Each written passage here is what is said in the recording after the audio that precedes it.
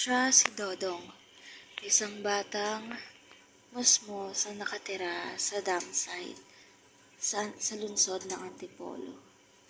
Si Dodong ay masaya akong inilibot sa kanilang lugar kung saan makikita ang bundok-bundok na basura. Makikita sa aming paglalakbay ang masaya at nakakatawang kwentuhan namin ni Dodong habang papunta sa pinaka-dam site. Masaya niyang inilibot ako at ipinakita sa akin ang kanilang tunay na sitwasyon sa kanilang lugar.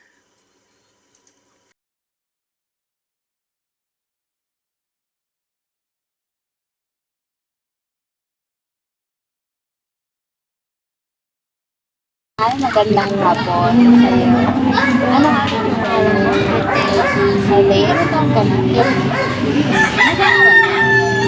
Anong grade na? Saan ka nag-aaral? Sa Pagas. Saan si Diyos? National High School. So, ilang kayo na makapagod? 6.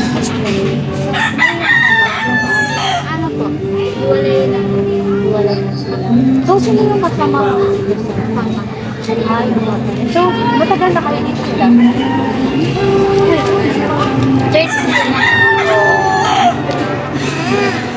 Di ko kayo kumakain sa Damagites. Di ba, di ba sa inyo medyo, nahihirapan ka ba dito? Hindi lang sa akin. Kasi ano ba, ano yung pag-ibig mo ng kahirapan?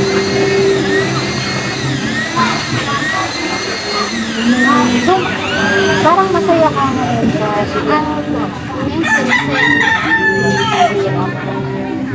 may work ba yun si Papa?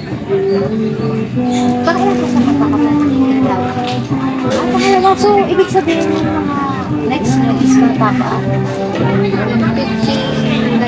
15. Sunod siya. Parang panganay ka. Ay, hindi, pangalawa. Tapos may mga bata pa. So, basta pa mo lang.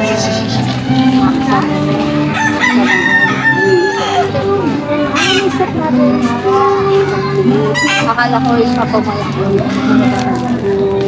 Ano, may trabaho ka? Sa balik ko nag-aaral. So, yun yung nagiging source ng income nyo, yung pagkain nyo sa ano.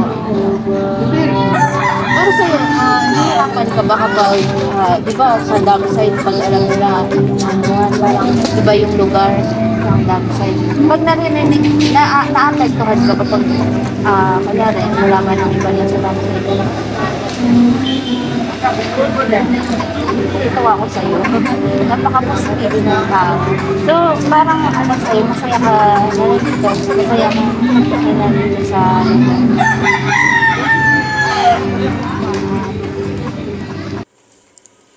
Kahirapan. Ito ang issue sa ating lipunan na madalas na nating napag-uusapan at matagal na rin nais masolusyonan. Dito sa lungsod ng Antipolo, may lugar na tinatawag na dam site na kung saan matatagpuan ang ilang mga pamilya na mas piniling dito tumira dahil sa kahirapan. Kung papanoorin natin kung masasaksihan ng mga batang musmos, di lang si Althea at si Dodong ang mga bata sa dam site, kundi marami pa na aming mga tinuturuan. Ang makikita mo na sa kanilang mga mata na sa kabila ng kanilang sitwasyon at sa kabila ng kanilang lugar na tinatayuan, nakukuha pa rin nilang ngumiti, maging masaya at makontento kung ano mang meron sa kanila.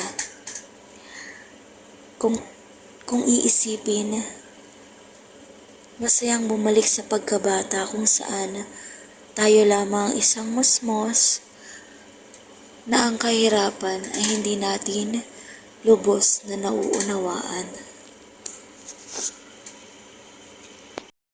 Maraming salamat sa panonood at naway dumating yung time na makita rin natin yung magandang bagay sa kabila ng ating sitwasyon na pinagdadaanan. Padayon!